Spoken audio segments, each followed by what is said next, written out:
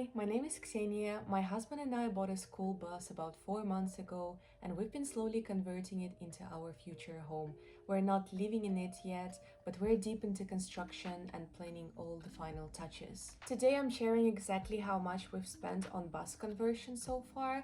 I'll break down every major cost, from the bus itself to construction materials to the kitchen, and to even what we are expecting to spend next. I want to be completely honest about our journey so that you can see what it takes to make a bus into a home.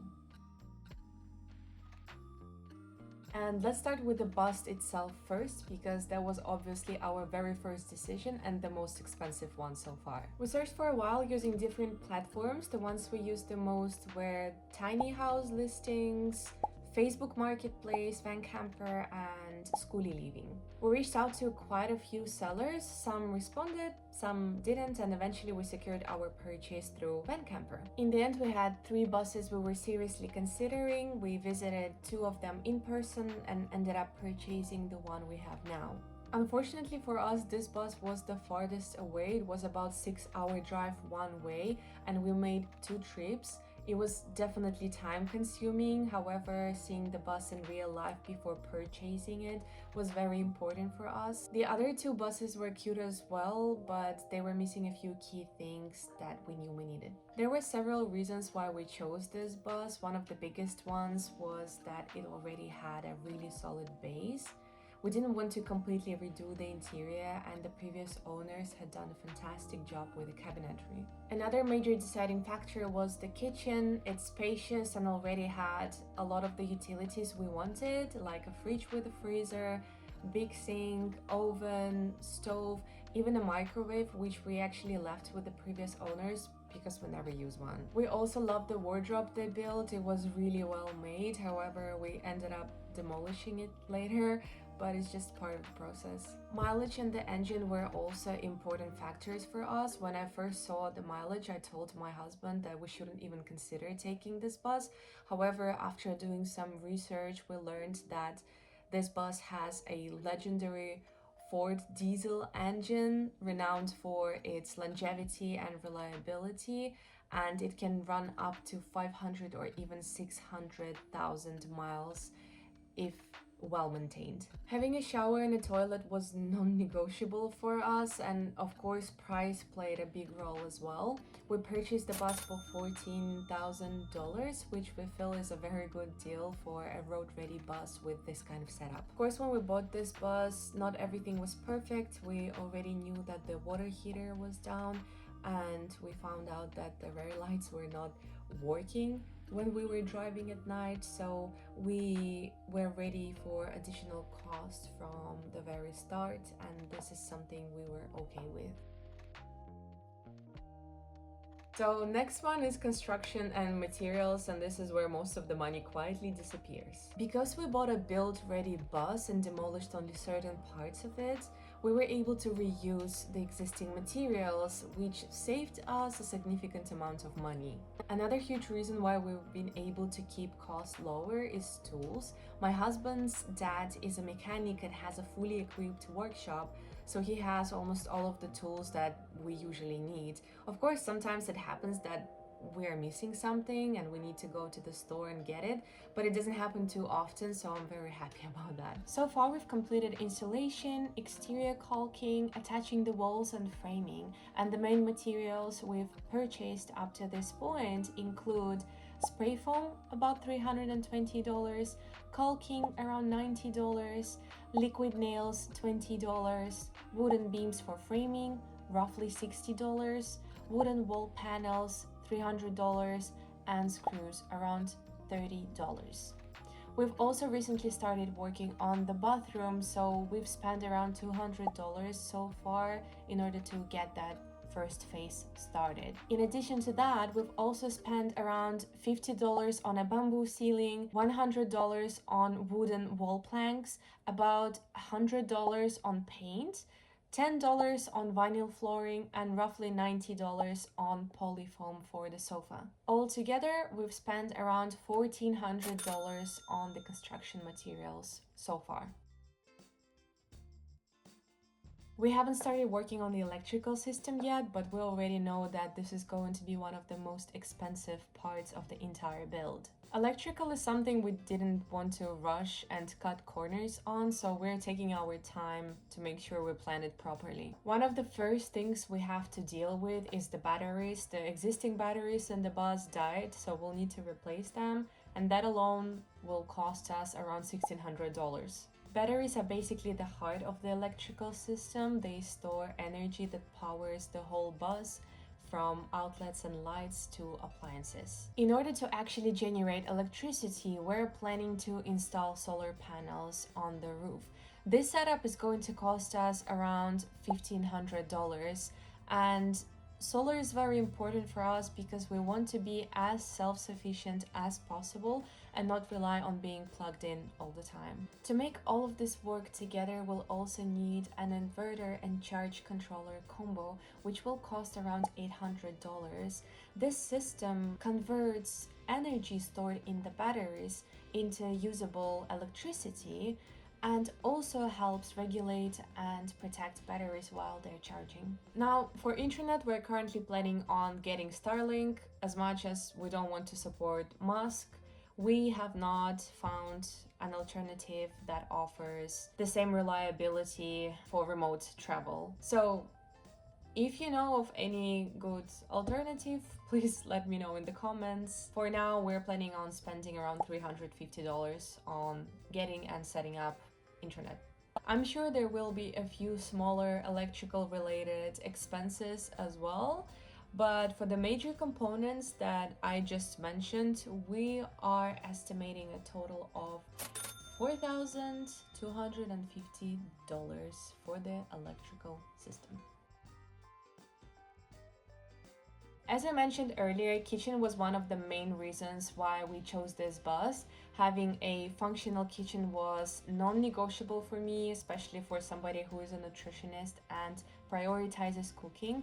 So I kind of knew that if the kitchen didn't work for me, the bus life would probably be very, very difficult. For a bus this size, we feel like the kitchen feels pretty spacious. We already have all the essentials we need, like a mid-sized fridge with a freezer, plenty of storage, fully functioning oven, as well as a stove with 3 burners. And for everyday cooking, this setup feels pretty comfortable and realistic. When we bought this bus and started the renovation process, we made a very intentional decision not to touch anything in the kitchen at all structurally.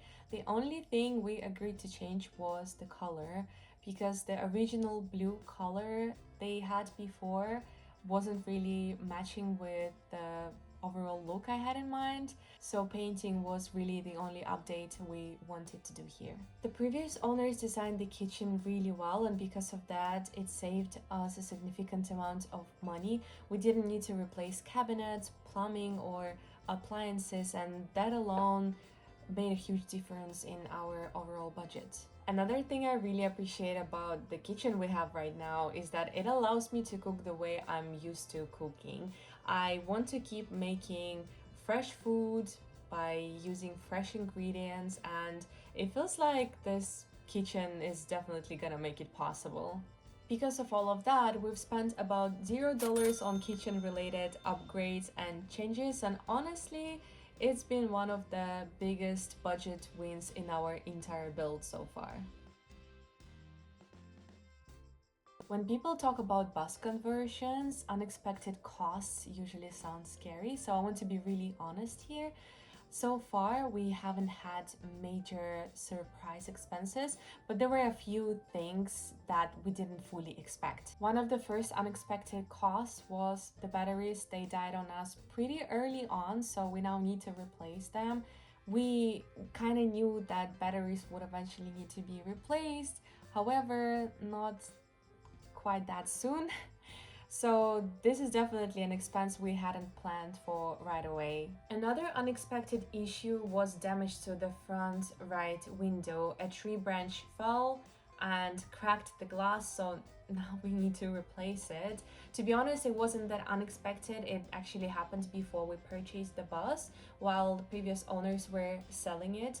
So we did know about it, we just we didn't factor it in our budget at that time. It's not a major expense compared to other parts of the bus, and since it doesn't affect our day-to-day work on the bus, it's something that we'll take care of closer to when we start driving regularly. Aside from that, most of our unexpected costs have been smaller things like extra materials or replacing something we mismeasured or buying something twice because it didn't work the first time. And all of these costs, they add up quietly even if they don't feel that dramatic on their own. I think one reason why we haven't had major surprises is because we were fairly realistic going into that. We expected things to break, we expected things not to work, and we kind of mentally accounted for that in our budget.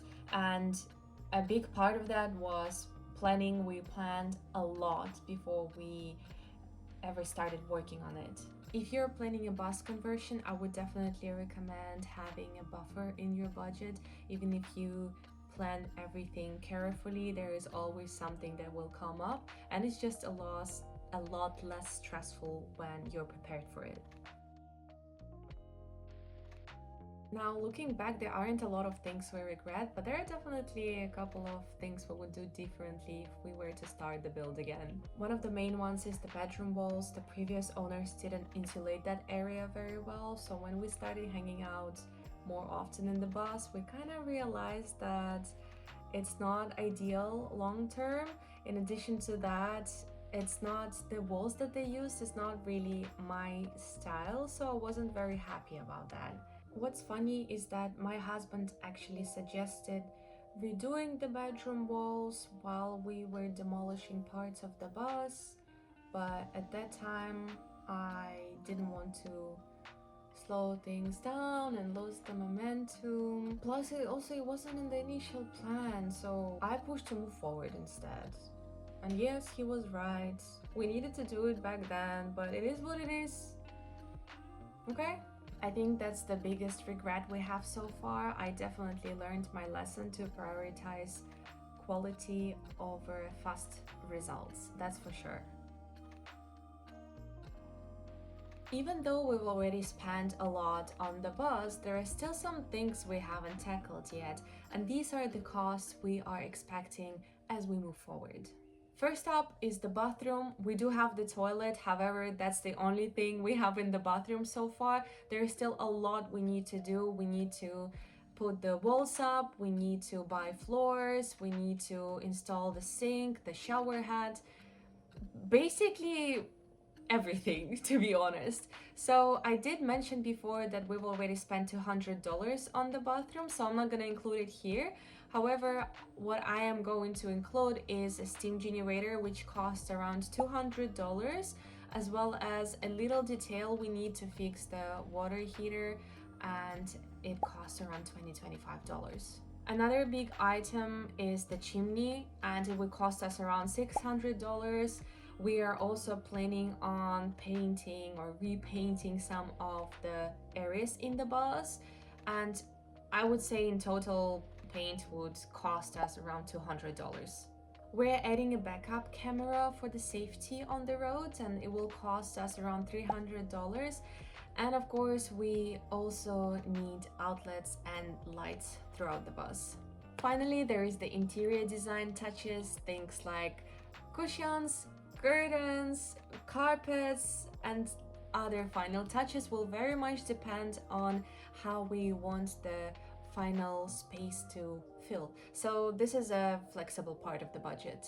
Altogether, we're estimating these remaining items will cost us around $1,500, enough to finish the bus comfortably. And this is pretty much it. I hope that this video gave you a clear and realistic picture of what a bus conversion can cost. Of course, some people manage to do it for less, which is amazing, but this is the path we chose and the journey we are on. If you have any questions about the build or want to share your own tips, please leave them in the comments.